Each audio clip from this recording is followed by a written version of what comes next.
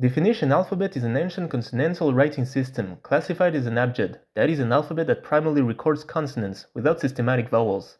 It was used to write the Canaanite languages, especially Phoenician, a Semitic language closely related to Hebrew. It was spoken by the Phoenician civilization, centered on city-states such as Byblos, Tyre, and Sidon, in present-day Lebanon.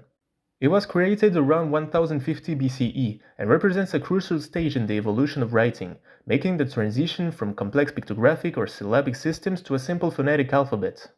The Phoenician alphabet probably derives from a Proto-Sinaitic alphabet used around 1850 BCE in the Sinai Peninsula to record Proto-Canaanite idioms. This Proto-Sinaitic script itself resulted from a simplification of Egyptian hieroglyphs, in which pictographic signs were adapted to represent sounds rather than ideas.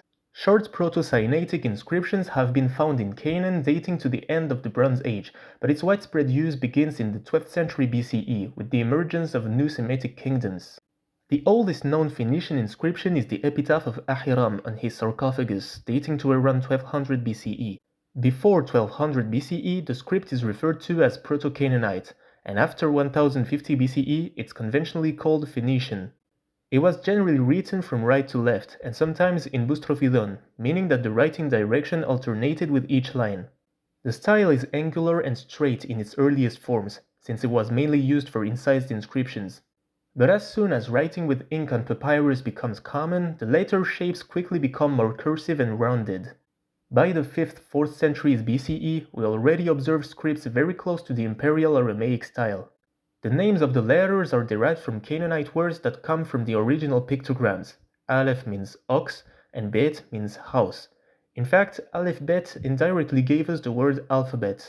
The order of the letters is Aleph, Bet, Gimel, etc. I'm not going to list them all. The point is that the order of our alphabet, and of most alphabets derived from the Phoenician alphabet, is a direct inheritance from the original Phoenician order, which itself was probably inherited from Egyptian traditions. However, there also existed an ancient alternative order, Halaham. So there's a parallel universe where we don't call it the alphabet, but the Helamed. And it's this alternative order, used alongside the Phoenician Abjad, that was transmitted to South Arabia in the South Arabian alphabet, which later gave rise to the Ge'ez alphasyllabary still used today.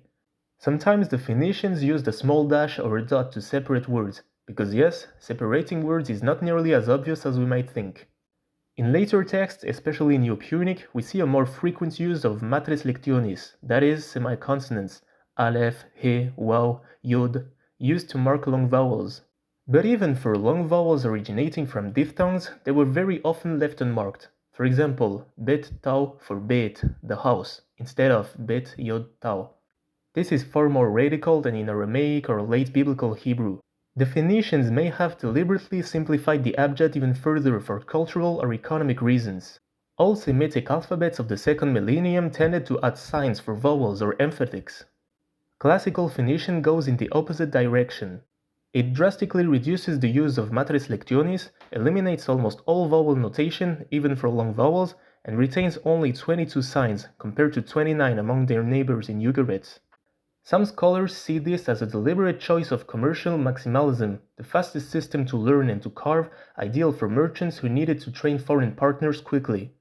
The Phoenician alphabet evolved and spread through the Mediterranean via Phoenician merchants from the 9th century BCE onward. It gave the Aramaic alphabet, ancestor of the Hebrew alphabet, the Syriac alphabet, and the Arabic alphabet, and it also gave the Greek alphabet, with the addition of vowels which in turn inspired the Latin, Cyrillic, and Coptic alphabets. Its influence is huge. It democratized writing by breaking the monopoly of scribes, fostering trade and culture. However, during the Hellenistic period, it was replaced by its Greek descendants. Although an alternative form, Neo-Punic in Roman North Africa, continued to be used until the 3rd-4th century CE. I hope you enjoyed this video, subscribe, leave a like and post comments to support the channel. See ya!